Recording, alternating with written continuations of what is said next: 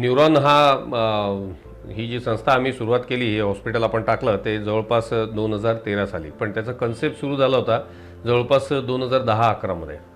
मी आणि माझे partner doctor Chandrashekhar पाकमुडे आम्ही दोघंही बऱ्याच फिरिस्तीच्या प्रॅक्टिसवर असायचो, फ्रीलान्सिंग असायचो. तर प्रत्येक हॉस्पिटलला जाऊन तिथे जाऊन आपण ऑपरेशन करायचो आणि ऑपरेशन्स करून मग ते पेशंट तिथे मॅनेज करा आणि प्रत्येक हॉस्पिटलला मग व्हिजिट करा आणि सोबत तिथे मग बऱ्याचपैकी नाही म्हटलं तरी असं व्हायचं की तुमचे कन्सेप्ट्स वेगळे असतात, हॉस्पिटलचे त्या कन्सेप्ट्स वेगळे असतात.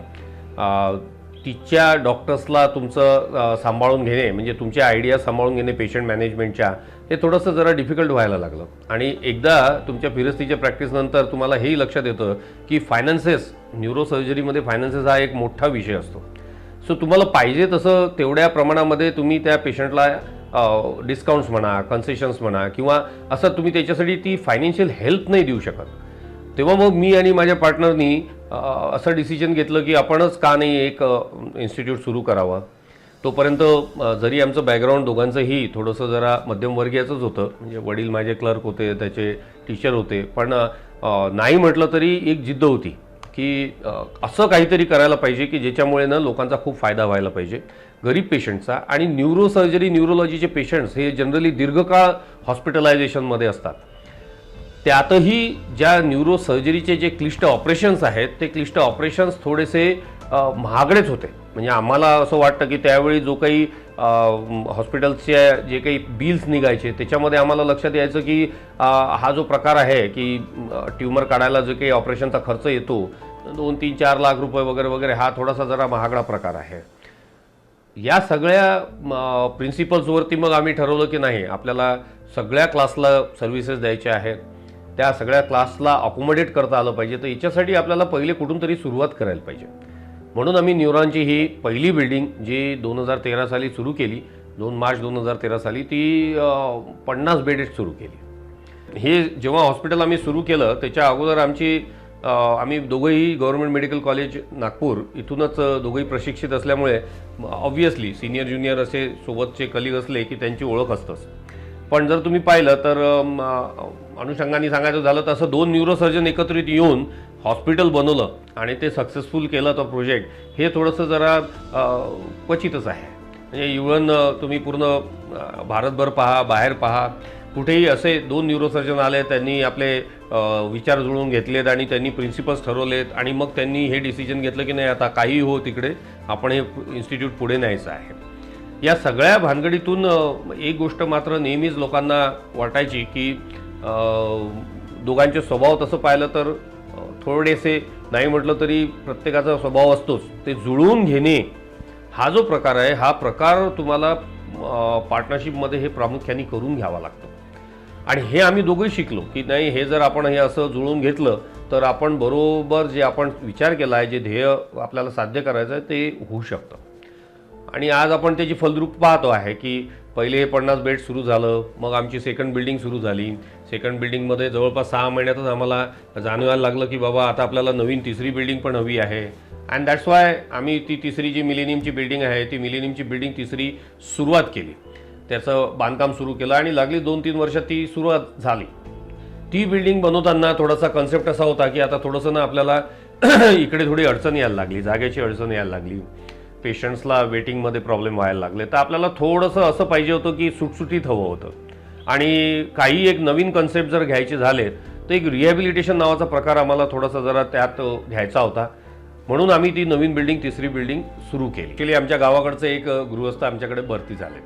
त्या काकांना वयोमानापरतोय ते क्रोनिक सबड्युरल हिमॅटोमा नावाचा प्रकार होतो. तर ते आणले तेव्हा ते बेशुद्ध अवस्थेत होते. नातेवाईक तीच पॅनिक सिच्युएशन की हे बेशुद्ध झाले, असं झालं तसं झालं. आणि क्रोनिक सबड्युरल हिमॅटोमा न्यूरोसर्जनसाठी एक चांगला आजार आहे, म्हणजे त्यात चांगले रिझल्ट मिळतात जर वेळेवर सगळं झालं तर. आपल्याच इथे नाही, सगळीकडे ऑल ओव्हर द वर्ल्ड. तुम्ही त्यांना ऑपरेट केलं रात्री आणि दुसऱ्या दिवशी काका शुद्धीवर आलेत आणि संध्याकाळपर्यंत ते इतके शुद्धीवर आलेत की ते खायला पण लागलेत. तर नातेवाईकांना ते सहज तो त्यांचा मुलगा म्हणाला त्यांना की बाबा हे गिरी सर, आणि हे तुमचं जे शुद्धीवर आले आहे तुम्ही मागच्या 24 तासापासून नव्हते, तर हे तुमचं जे मेकॅनिझम बिघडलं होतं, तो आता इंजिनियर मुलगा तो असंच बोलणार ना, तो म्हणाला तुमचं हे जे मेंदूचं मेकॅनिझम बिघडलं होतं हे यांनी ठीक केलं. तर तेव्हापासून त्या काकांनी बऱ्याच लोकांना सांगितलं की माझ्या मेंदूचं मेकॅनिझम स्थापित ठेवणारा जो डॉक्टर आहे तो हा आहे. त्याच्यामुळे ती थोडंसं जरा ते नाव प्रसिद्ध झालं.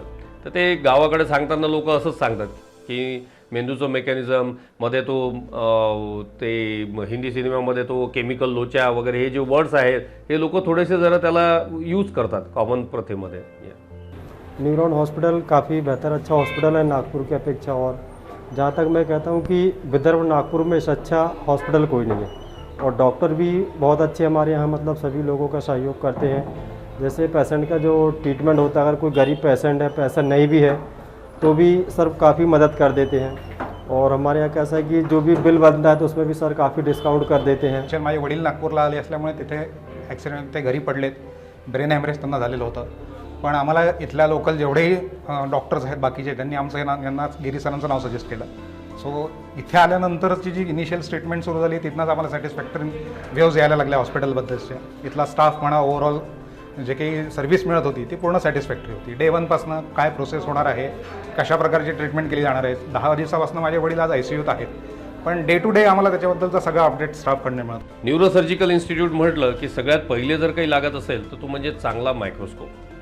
ऑपरेटिंग मायक्रोस्कोप असणे हे फारच आवश्यक आहे. न्यूरोसर्जरी त्याच्याशिवाय शक्यच होऊ शकत नाही. तर आपल्याकडे सगळ्यात चांगल्या क्वालिटीचा मायक्रोस्कोप आहे, एंडोस्कोप्स आहेत, न्यूरो नॅव्हिगेशन सिस्टीम आहे. न्यूरो नॅव्हिगेशन सिस्टीममध्ये तुम्ही मेंदूच्या कुठल्याही भागामध्ये तुम्ही 2 ते 5 मिलीमीटरपर्यंत पोहोचू शकता. तिथे ट्यूमर काढल्यानंतर प्रत्येक चेक करू शकता की तो पूर्ण निघाला आहे नाही निघाला आहे. आपल्याकडे एक अजून नवीन वस्तू आहे ती म्हणजे portable CT scan. Portable CT scan हा असा एक सिस्टीम आहे की ज्यामध्ये तुम्हाला पेशंटला CT स्कॅनमध्ये नाही न्यावं लागत. तुम्ही CT स्कॅनची मशीनच पेशंटपर्यंत पोहोचू शकता. आणि यामध्ये सेकंड ॲक्सिडेंट जे असतात की पेशंट व्हेंटिलेटरवर असतो, खूप सारे इन्फ्युजन पंप चालू असतात, खूप सारे इंजेक्शन्स असतात, ते सगळं घेऊन तुम्ही CT स्कॅनच्या मशीनच्या रूमपर्यंत जाणे हे एक थोडी कसरतच असते. तर त्या कसरतीतून तुम्ही आरामशीर बाहेर निघू शकता. तर असा हा पोर्टेबल CT स्कॅन जरी तो थोडा महागडा असला तरीसुद्धा आम्ही त्यावेळी मध्य भारतात तो पहिला CT स्कॅन होता पोर्टेबल CT, तो आपण आपल्याकडे केला. आणि त्यामध्ये खरंच मी सांगतो तुम्हाला की बराच फायदा झाला. म्हणजे मी असं म्हणू शकतो तुम्हाला की असंख्य पेशंटचे जीव हे त्या पेशंटच्या त्या फॅसिलिटीमुळे वाचण्यात आले आहेत. ठीक आहे. आणि सोबत सांगायची गोष्ट अशी आहे की पोर्टेबल CTमध्ये एक अजून फॅसिलिटी अशी अवेलेबल आहे की ती तुम्ही म्हणजे बरेच वेळा आम्ही तो पाहिला आहे की तो ऑटोक्लेव्ह करून तुम्ही त्या ऑटोक्लेव्हच्या वेळी जेव्हा तुम्हाला इंट्रॉप CTची गरज असते तेव्हा ते फ्युमिगेशन करून घ्यायचं आणि ती इंट्रॉप तुम्ही CT वापरू शकता. तर हा पण प्रकार आपल्याला इंट्रॉप CT स्कॅन एखाद्या वेळी लागतो, रोजच लागतो असं नाही, आपण लागतो एखाद्या वेळी. तर ही पण फॅसिलिटी त्या पोर्टेबल CTमुळे शक्य होते. हे झालं आपल्या या मेन बिल्डिंगचा भाग. नवीन मिलेनियम बिल्डिंगमध्ये ना आम्ही म्हणजे त्याच्या मागे एक असा किस्सा आहे की एक वर्ल्ड काँग्रेस होती ती रिहॅबिलिटेशनची. तर मी आणि माझा पार्टनर दोघंही आम्ही ती अटेंड करत होतो आणि आम्हाला तिथे एक रिहॅबिलिटेशन युनिट दिसलं, दॅट इज होकोमो. त्यानंतर माझी एक व्हिजिट झाली होती अशी झुरितला. तर त्यांनी मला तो होकोमोच्या लोकांनी त्या व्हॅलन्स क्लिनिक्स म्हणून एक जवळपास 4-5 एकरावरती त्यांचं मोठं रिहॅबिलिटेशन सेंटर आहे. रिहॅबिलिटेशन हा प्रकार हा असतो की तुम्ही जेव्हा ऑपरेशन केलं किंवा पेशंट हेमिप्लेजियामध्ये आहे, पॅराप्लेजियामध्ये आहे, अनकॉन्शियस आहे, तर त्याला फिजिओथेरपी देणे हा एक कठीण विषय असतो. आणि हे देताना मॅन्युअल फिजिओथेरपीपेक्षा रोबोटिक रिहॅबिलिटेशनचे डेफिनेटली फायदे आहेत. हे प्रूव्ह झालं आहे आता. तर अशीच ती मशीन त्या हुकुमाची मी तिथे पाहिली. आणि ती पाहिल्यानंतर लक्षात असं आलं की अरे ही आपल्याला घ्यायला पाहिजे, कारण की याच्यामुळे यंग पेशंट जे आहेत त्यांना खूप फायदा होऊ शकतो. या विचारातूनच ती मशीन आम्ही परचेस करायचा निश्चित केला. आणि त्यानंतर मग 1-2 व्हिजिट इकडे कोकिळाबेनला आहे तिथे पण पाहिलं. त्या इन्चार्जशी बोललो आम्ही कन्सल्टंटसोबत. त्यांनी दाखवल्याप्रमाणे मार्गदर्शनाप्रमाणे आपण ती विकत घेतली. खरंच सांगतो एक जवळपास मागच्या 2-3 वर्षामध्ये एक 600-700 स्ट्रोकचे पेशंट आम्ही जे एका स्ट्रोकच्या पेशंटला, पॅरालिसिसच्या पेशंटला उभं करण्यामध्ये जो आनंद आहे तो आनंद आम्ही मिळवू शकलो, समाधान मिळवू शकलो. एक पॅरालिसिसचा पेशंट घरी गेल्यानंतर किती लोकांवरती तो विसंबून असतो आणि ते फॅमिली पूर्ण कशी त्याच्या मागे असते आणि ती फॅमिली कशी डिस्टर्ब होते, हे सगळं ॲटलिस्ट एवढ्या फॅमिलीपुरतं अजूनपर्यंत तरी आम्ही करू शकलो आणि आम्ही करत राहणार.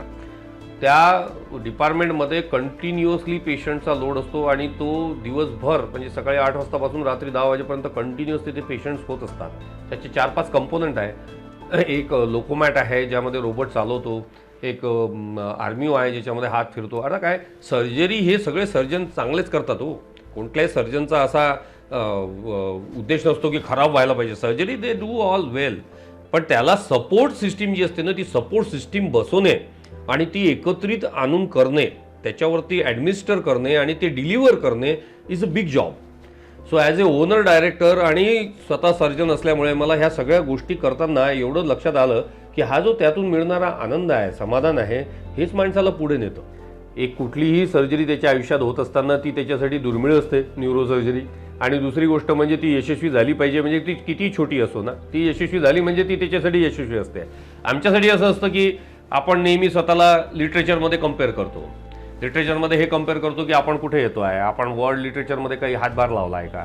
तर अशा काही थोड्याफार केसेस आहेत ज्या केसेस मी सांगू इच्छितो. त्यामध्ये सगळ्यात महत्त्वाची केस अशी आहे की एका मुलाची जवळपास 18 इंचाची शेपटी मी काढली आहे. आणि जेव्हा मी लिटरेचर शोधून काढलं तर ह्युमन टेलवरती एक रिव्ह्यू आर्टिकल मला लिहिता आलं, ते इंटरनॅशनल पब्लिशही झालं. आणि त्या बाळाला त्या शेपटी काढल्यानंतर एक सुखरूप झोप आपल्याला देता आली, तो सरळ झोपू शकला. आणि हे एक लिटरेचरमध्ये एक ॲडिशन झालं. तशाच काही आहेत की ज्यामध्ये इम्पॉर्टंटली सांगता येईल की ॲक्सिडेंट्स रोजच होत असतात. तसा एक ॲक्सिडेंट मला आठवतो की ज्यामध्ये एक मुलगा विहिरीच्या गोंदियाजवळच्या एका खेड्यामध्ये होता. तो विहिरीच्या कामावरती तो काम करत होता, मजदूर. आणि तो वरून विहिरीत पडला, पाय घसरून. तर विहिरीमध्ये ज्या कांब असतात आपल्या लागलेल्या लोखंडी कांब, त्या लोखंडी कांबाच्या वरतीच तो पडल्यामुळे ती कांब आरपार इथून हातातून बाहेर निघून त्याला बरोबर अशी मेंदूमधून इथून जाऊन या साईडनी बाहेर निघाली. आता हे आश्चर्यच होतं की तो जिवंत होता. त्या लोकांनी तिथे ती कांब कापली बाजूनी आणि ती कांब आतमध्ये असताना ती त्याला तसं घेऊन आले, फक्त इकडची कापून ती घेऊन आले तसे. व्हेंटिलेशन म्हणजे इंट्युबेशन करून अनेस्थेशिया देणे हे एक डिफिकल्ट टास्क होता आमच्या अनेस्थेटिस्टसाठी. म्हणजे त्या पोझिशनमध्ये कुठेही त्याचं ते काम हल्ली नाही पाहिजे, ती लोखंडी रॉड हाडली नाही पाहिजे आणि तरीसुद्धा ट्यूब टाकायची. तर हे सुद्धा डॉक्टर देशमुखांसाठी, माझ्या अनेस्थेटिस्टसाठी खूप डिफिकल्ट होतं. पण सक्सेसफुली आम्ही तो काम काढू शकलो. आणि देवाच्या कृपेने तो पेशंट नंतर सुद्धा नो न्यूरो डेफिसिट म्हणून राहिला. एक मेनिंजायटिस नावाचा प्रकार असतो, तो थोडासा होतोच या इंजुरीजमध्ये, कारण की ते काही स्टराईल नसतं.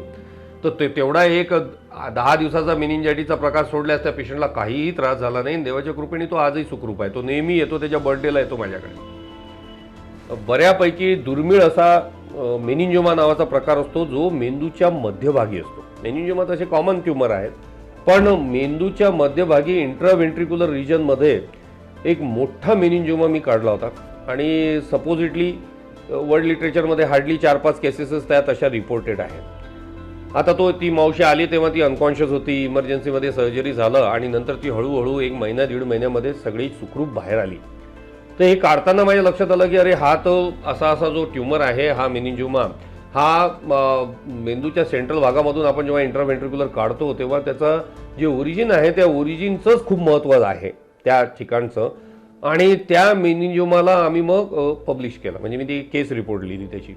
आणि वर्ल्ड लिटरेचरप्रमाणे ती एक one of the rare surgeries आहे. तसं पाहिलं तर प्रत्येक डॉक्टर हा समाजसेवा करतोच. कोणी पैसे नाही आहे म्हटलं तर तो डॉक्टर मला नाही वाटत की तो त्या पेशंटची ट्रीटमेंट सोडून देईल. पण अभिमानाने सांगावं वाटतं की न्यूरॉनमध्ये नाही म्हटलं तरी रोज 1.5 ते 2 लाख रुपयाचं प्रत्येक म्हणजे जे काही पेशंट्स कन्सेशन मागायला येतात ते तेवढं करतोच आम्ही. आणि सोबत कोविड हा जेव्हा प्रकार झाला तेव्हा तर सगळं काही म्हणजे पूर्ण जगालाच कळलं की पैशाची किंमत जास्त नाही आहे. माणूस की आजार, देव, स्पिरिच्युअलिटी हे सगळं परत उफाळून बाहेर आलं आहे. या सगळ्या गोष्टींमध्ये आम्हाला जो अनुभव आला तो इनिशियली तो हाच आला की जेव्हा कोविड सुरू झालं, NMCने आम्हाला सगळ्या हॉस्पिटल्सला लेटर पाठवले की तुम्ही तयार राहा. आणि काही हॉस्पिटल्सनी घेतले पहिले इनिशियली कोविड सुरू केले, पण अनुभव नव्हता, माहीत नव्हतं, ट्रीटमेंट प्रोटोकॉल्स नव्हते. तर विचार आणि त्यात आपल्या सगळी गर्दी न्यूरॉनमध्ये असं आहे की फुल असतं सगळं, वेटिंग लागतं. तर या सगळ्या भानगडींमध्ये तरीसुद्धा म्हणजे सुदैवाने म्हणा आमचे 2 डॉक्टर कोविड पॉझिटिव्ह निघाले. आणि ते निघाल्याबरोबर मग मला म्हणजे आपली जबाबदारीच आहे त्यांची, तर त्याच्यामुळे आम्ही पटकन एक नवीन बिल्डिंगला आमच्या कोविडमध्ये रूपांतर केलं. आणि त्यानंतर जो प्रकार झाला त्याच्यात आम्हालासुद्धा आम्ही इन्व्हॉल्व्ह होऊन आम्ही हे पाहायचा प्रयत्न केला की आजार कसा आहे, की कुठपर्यंत मॉर्टॅलिटी आहे, त्याचे ट्रीटमेंट प्रोटोकॉल्स काय. आणि then suddenly a neurosurgeon has become a physician. त्या फिजिशियन लेवलवरती जाऊन तुम्हाला सगळ्या गोष्टींचं ठरवून पेशंटांना जवळपास 1-2 लाट मिळून आम्ही 1200-1300 पेशंट आम्ही ठीक केले. त्यातही सांगताना अभिमानाने सांगतो की प्रायव्हेट बेड, गव्हर्नमेंट बेड असे काही प्रकार होते त्यावेळी. गव्हर्नमेंटचे सगळे नियम निघाले होते आणि त्यावर बरीच कॉन्ट्रोवर्सी झाली. पण न्यूरॉननी मात्र कोणताच पेशंट प्रायव्हेट बेड म्हणून ॲडमिट नाही केला. सगळे गव्हर्नमेंट रेटवरच केले. ज्यांच्याकडे पैसे नव्हते त्यांना पण आम्ही कन्सेशनच केले. अजूनही कोविडची लाट सुरू आहे. आम्ही तयार आहोत. जरी आमच्याकडे न्यूरो सर्जरीच्या पेशंटचा खूप लोड असला तरीसुद्धा कोविड आलं तर आम्ही नक्कीच ते ब्रांचेस ॲडअप करणे, त्याच्यासाठी ॲडिक्वेट मल्टी स्पेशालिटी हॉस्पिटल नागपूरला आहेत. आणि मला असं वाटतं की ही आपली स्पेशालिटी आहे, तर या स्पेशालिटीतच आपण एक्सपान्शन करूया. प्लॅन सुरू आहे की न्यूरॉन 4 म्हणून आपण एक नवीन एक सेटअप असं की ज्यामध्ये आपल्याला थोडंसं नाही म्हटलं तरी बरंच मेडिकल टुरिझम आजकाल येतं आहे, तर त्या मेडिकल टुरिझमच्या दृष्टीने सुद्धा योग्य राहील अशी एक नवीन चौथी बिल्डिंग आपण करायच्या मार्गावरती आहोत आणि त्यासाठी प्रयत्न पण सुरू आहे. मेडिकल प्रोफेशन हे प्रोफेशनपेक्षा, व्यवसायापेक्षा मी असं म्हणेल की हा धर्म आहे. मेडिकल एज्युकेशन हा एक धर्म आहे. हा तुम्हाला जर ते म्हणतात ना तुमचं धर्मांतर करून घ्यायचं असेल यामध्ये, तर तुम्हाला खूप साऱ्या गोष्टींचा त्याग करावा लागतो. तुम्ही प्रत्येक वेळी स्वतःच्या इन्कमला दुसऱ्याच्या इन्कमसोबत कम्पेअर करू नका. तुम्ही स्वतःच्या वेळेची जी मोजमाप आहे की मला वेळ नाही आहे, मला फॅमिलीला वेळ नाही आहे, पण माझं असं मत आहे की तुम्ही वेळ नाही आहे हे म्हणण्यापेक्षा तुम्ही स्वतःच ते धर्मांतर करून घेतलं आहे. सो कधी तुम्हाला साधू हे म्हणताना दिसणार नाही की माझ्या घरच्यांसाठी मला वेळ नाही आहे. So it is just like that. तुमची स्पिरिच्युअलिटी, तुमचं कर्तव्य बजावण्याची कर्तव्य दक्षता आणि तुमचं झालेलं रूपांतर की नाही आपल्याला पेशंटांसाठी जगायचं आहे, तरच तुम्ही या प्रोफेशनकडे वळा. तुम्ही याला जर बिझनेस पॉईंट ऑफ व्ह्यूनी पाहिलं की हे प्रोफेशन म्हणजे मला लवकर पैसा देईल, मला लवकर मोठं करेल, मला खूप प्रसिद्धी मिळेल, तर असं करू नका. अजूनही मेडिकल प्रोफेशन हा नाही म्हटलं तरी एक लोकांच्या मनामध्ये त्याच्याबद्दल आदर आहे.